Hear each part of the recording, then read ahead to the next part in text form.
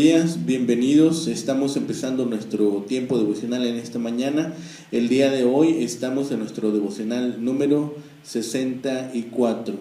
El título de nuestro devocional en esta mañana es oración pidiendo protección de los enemigos. Oración pidiendo protección de los enemigos. Bien, vamos a leer nuestra porción, que en esta mañana es el Salmo número 64. Dice la palabra: escucha, oh Dios, la voz de mi queja, guarda mi vida del temor del enemigo. Escóndeme del consejo secreto de los malignos, de la conspiración de los que hacen iniquidad, que afilan como espada su lengua, lanzan cual saeta suya palabra amarga, para asaetear a escondidas al íntegro. De repente lo asaetean y no temen, obstinados en su inicuo designio, tratan de esconder los lazos y dicen: ¿quién los ha de ver? Inquieren iniquidades, hacen una investigación exacta y el íntimo pensamiento de cada uno de ellos, así como su corazón es profundo, mas Dios los herirá con saeta. De repente serán sus plagas, sus propias lenguas los harán caer. Se espantarán todos los que vean, entonces temerán todos los hombres y anunciarán la obra de Dios y entenderán sus hechos. Se alegrará el justo en Jehová y confiará en él, y se gloriarán todos los rectos de corazón. Bien, este Salmo 64 tiene elementos que ya habíamos observado, como de lamentación, como en el Salmo número 13, y también de otros elementos que habíamos revisado en otros salmos, pero básicamente parece ser un salmo de sabiduría. Compara aquí al justo con el malo, compara sus destinos, y en sí es una meditación. La estructura nos muestra un llamado pidiendo la protección ante los malignos, una descripción de la actividad de ellos y la espera de la derrota de estos hombres a manos de Dios.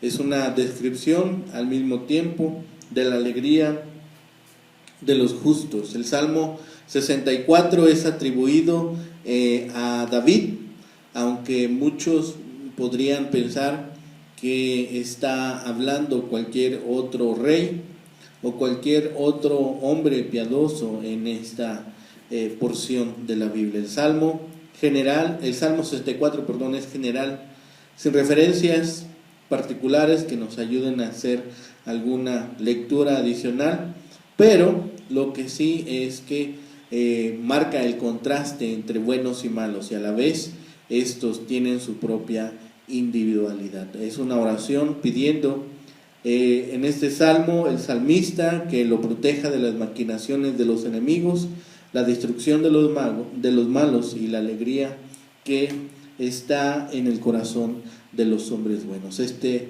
salmo presenta los elementos ya familiares de las oraciones de David contra los enemigos que tiene: una súplica inicial, la descripción de la traición, de la maldad y de la arrogancia de sus enemigos, la inocencia del perseguido, la seguridad de la victoria de Dios y el agradecimiento que puede tener el justo. Este salmo repite la denuncia de estas lenguas cortantes que escuchamos en el Salmo 52, y es una conclusión al mismo tiempo de este grupo de salmos. La mente y corazón del hombre son un abismo. Es una traducción posible que vemos aquí en el versículo 6.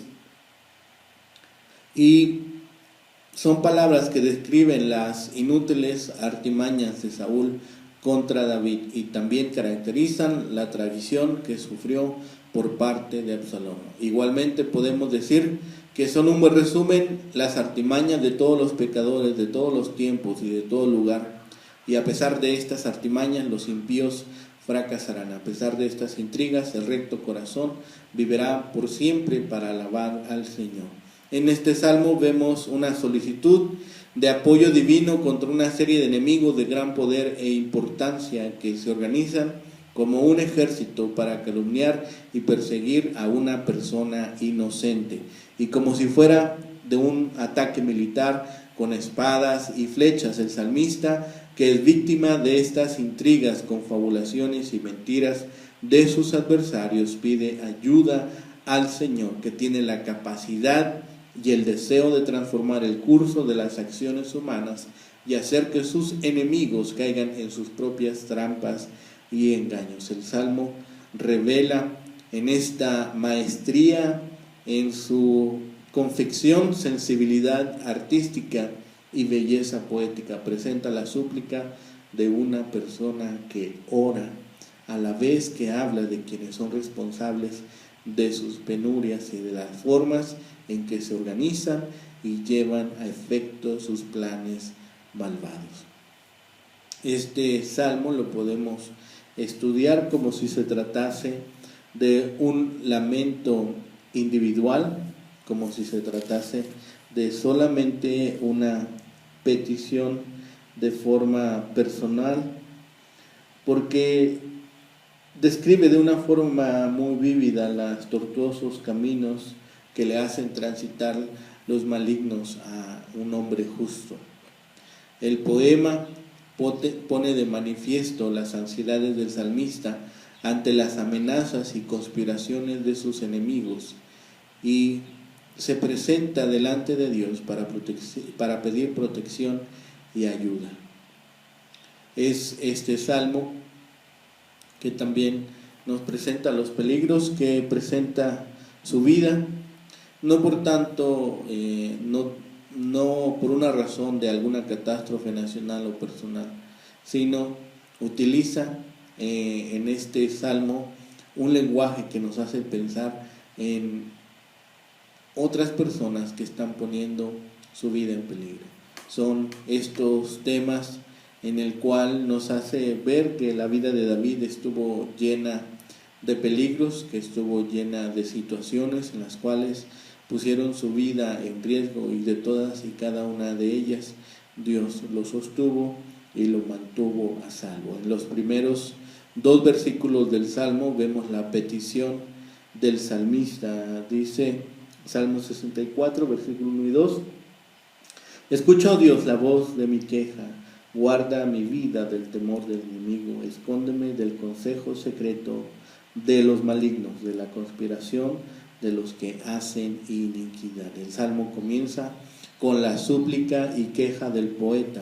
Se articulan aquí 3 elementos de enseñanza que son importantes: escucha, guarda y escóndeme. Revela el poema desde el comienzo el mismo sentido de urgencia de una persona que ora. La petición es que escuche su voz, que la guarde del enemigo y que la proteja de los ataques, maniobras y conspiraciones de sus adversarios, que identifican como malignos y malvados. Los oponentes del poeta provocan el terror de la sociedad, amparados bajo la impunidad y el anonimato.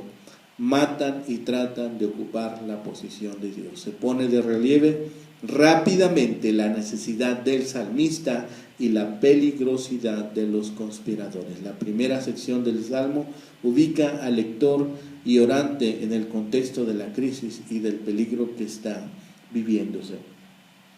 Del versículo 3 al 6 dice que afilan como espada su lengua, lanzan cual saeta suya palabra amarga para saetear a escondidas al íntegro.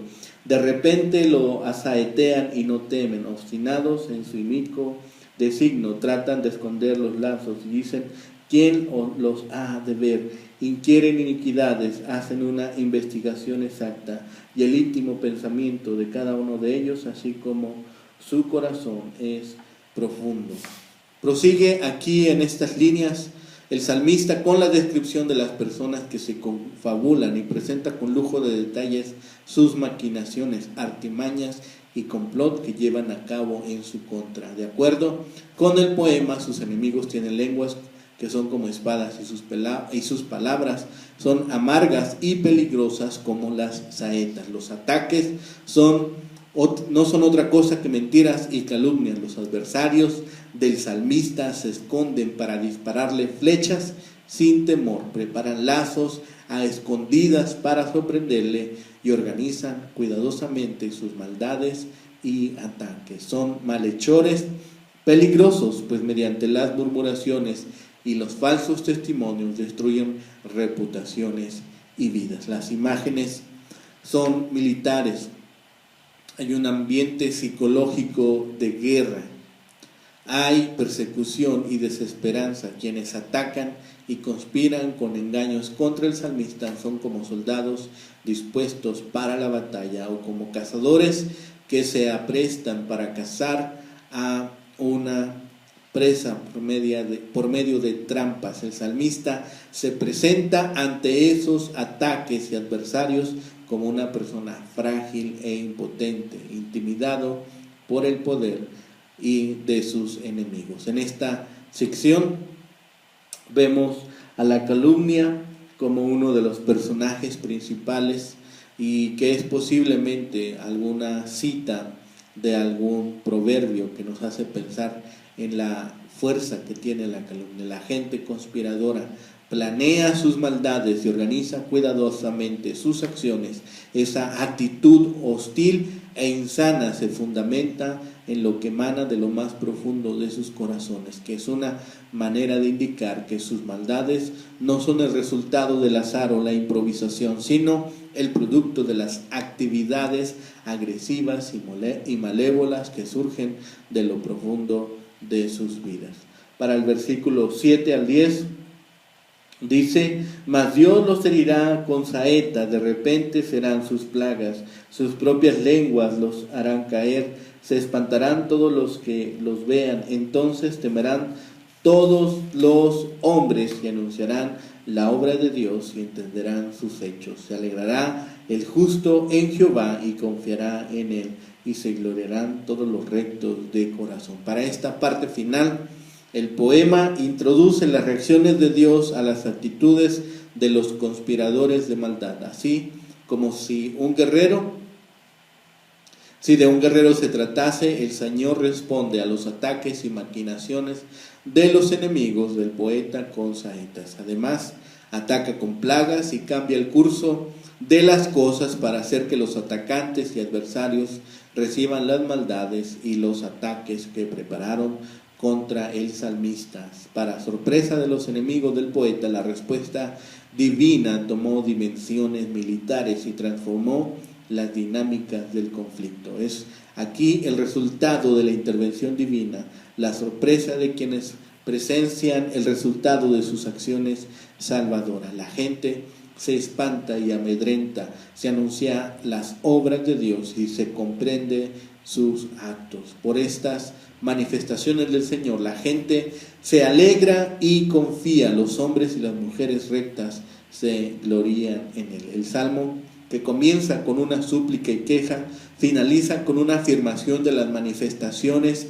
liberadoras del Señor, que genera entre las personas conspiradoras temores y entre las personas justas produce alabanzas, contentamiento y confianza. Uno de los temas de importancia que nos revela este salmo se relaciona con las persecuciones y la mentira. El poeta debe enfrentar una serie de enemigos poderosos que maquinan maldades y mentiras en su contra.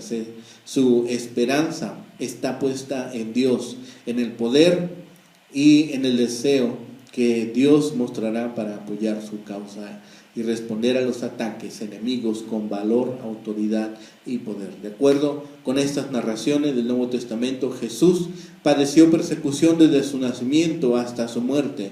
En primer lugar, uno de los primeros en perseguirle fue Herodes y la infraestructura política y militar de la época. Posteriormente, durante su ministerio, las autoridades religiosas estuvieron siempre tras de su persona y finalmente, al enfrentar la cruz, fue objeto de mentiras y falsos testimonios. El triunfo de Jesús sobre la muerte mediante su resurrección es una forma extraordinaria de vencer las injusticias y poner claramente de manifiesto el poder divino contra las mentiras, las confabulaciones, los engaños y los falsos testimonios. Por eso vemos aquí cuál es el destino de los malos, la locura y el destino de los enemigos que se presentan delante de nosotros. Es un salmo sí de lamentación que sigue el esquema que ya hemos revisado en los últimos días, que presenta un ruego, presenta la descripción del problema y del conflicto, la petición que hace delante de Dios y la promesa en la cual confía. Expresa la preocupación de los que hacen iniquidad, que asedian al salmista. La forma de oposición parece ser en este caso una calumnia maliciosa que tiene a efecto sobre su persona. La angustia del salmista, sin embargo, no es de desesperación porque prevé la derrota del consejo pecaminoso por obra de Dios. Es esta calumnia que va incrementándose y que va haciendo como esta bola de nieve que va creciendo a cada instante y que persigue al salmista y que está acechándole y además está bajo las pisadas que él está dejando y que tiene este cometido de aplastarle. El arreglo que hace el salmista y que espera en Dios es que en estas cuestiones intervenga Dios. El resultado será la reivindicación final de la justicia de Dios ante los ojos de todos los hombres. Los justos se alegrarán pues y verán que su confianza era justificada. Las víctimas de calumnias podrán sentir que les resulta demasiado difícil esperar, pero el arreglo de cuentas, aunque demore, vendrá algún día con toda seguridad. En esta oración que observamos que David pide castigo divino contra los enemigos de los justos. El salmista pidió protección porque muchos conspiraban en su contra y a continuación él está esperando, convencido de que Dios podía hacer que esas maquinaciones se revirtieran y cayeran sobre aquellos mismos que las habían confeccionado. Hay un problema en estas maquinaciones que no vienen solas, que no están presentándose desnudas, sino que estas maquinaciones vienen arropadas por otras más y que en algún momento pueden destruir la vida y el honor de una persona. Por eso, la imagen que se usa son estos arcos y flechas.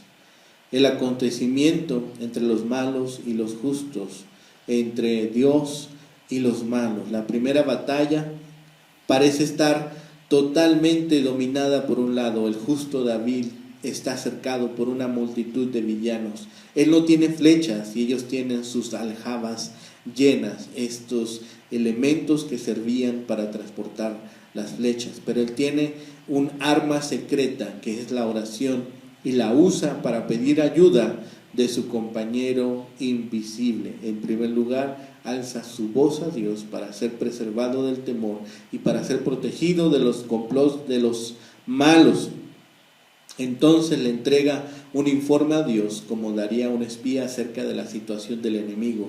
Sus lenguas son afiladas cual espadas, entiezan sus arcos para lanzar saetas de acusación, palabras amargas de reproche. Sus ataques llegan inesperadamente de lugares secretos, de escondites, sin temor alguno de contraataque. Ellos son inflexibles en su determinación de destruir al inocente, conspiran para atrapar secretamente al salmista y se imaginan que no pueden ser detectados. Han ideado bien su plan, tienen un corazón astuto y confían en una destreza malvada. Hasta aquí todo parece que la lucha con estas flechas y arcos está a favor de los villanos, pero justo en ese momento David se recuerda de la promesa: Jehová peleará por vosotros y vosotros estaréis tranquilos. Éxodo 14:14, porque la batalla no es vuestra, sino de Jehová. Segundo libro de Crónicas, capítulo 20, versículo 15. Entonces vemos la segunda parte del conflicto, a Dios lanzando su flecha a ellos, da en el blanco y ellos caen a tierra heridos. Dios hace que sus palabras malignas se vuelvan sobre ellos y todos los espectadores huyen atemorizados. El resultado de la batalla es que desciende el asombro sobre la población. La palabra corre rápidamente y los hombres reconocen que los justos han triunfado. Esto hace que los justos se alegren y, por supuesto, les estimula a confiar en Dios, para confiar en Jehová. Todos los que aman la justicia de Dios lo celebrarán. Es una experiencia personal y los sucesos públicos muchas veces hacen dudar de la existencia de un Dios justo y de una providencia moral activa. Si un Dios bueno realmente gobernara el mundo, habría tanto desequilibrio de destinos entre la gente indudablemente buena y la indudablemente mala. ¿Triunfará lo malo tantas veces sin que pase nada? Este salmo responde asegurando que hay una retribución divina. Los enemigos de David, los malos que causaban problemas, afilaban sus lenguas y tomaban puntería con sus palabras envenenadas, planeando un asalto secreto repentino. Seguros de lo que planeaban, actuaban sin temor y preguntaban quién o nos ha de vencer, poniendo en duda la existencia de un Dios santo que observa y que siempre reacciona. Pero las mismas armas que usaban se volverán contra ellos, la flecha y la lengua, y con igual prontitud Dios actuará sobre ellos. Porque no importa lo astuta que sea la mente del hombre, Dios sabe a dónde apuntar, y la providencia moral que ellos despreciaron se convertirá en una cuestión de testimonio público. La providencia justa de Dios es la que obra de una manera que retribuye a cada uno según sus actos. Obra también de la manera que en la mejor manera que puede ofrecernos de protección. La voz que ora en medio de las dificultades pidiendo protección se convierte en la voz que dentro del refugio divino se goza en alabar. El mal tiene muchas formas. El mal puede tomar cualquier forma y quizás creamos que Dios quiere escuchar solo algunas de nuestras peticiones. Si bien es cierto que debemos alabarlo, confesarnos y hacer peticiones respetuosas, también es cierto que Dios está dispuesto a escuchar cualquier cosa que deseemos contarle. David se expresó con sinceridad, sabiendo que Dios habría de escuchar su voz. Él siempre escuchará con atención y nos comprenderá a plenitud. Las palabras que se hablan en nuestra contra están entre los ataques más dolorosos que quizá nos toque enfrentar. Si confiamos en Dios, dichos ataques no nos herirán, dichos ataques no nos destruirán, y dichos ataques se volverán contra aquellos que los ha confeccionado. Confiemos en Dios en todo tiempo, confiemos en que Dios ha de rescatarnos y que siempre nos prestará ayuda y socorro. Que el Señor les bendiga, que tengan un excelente día.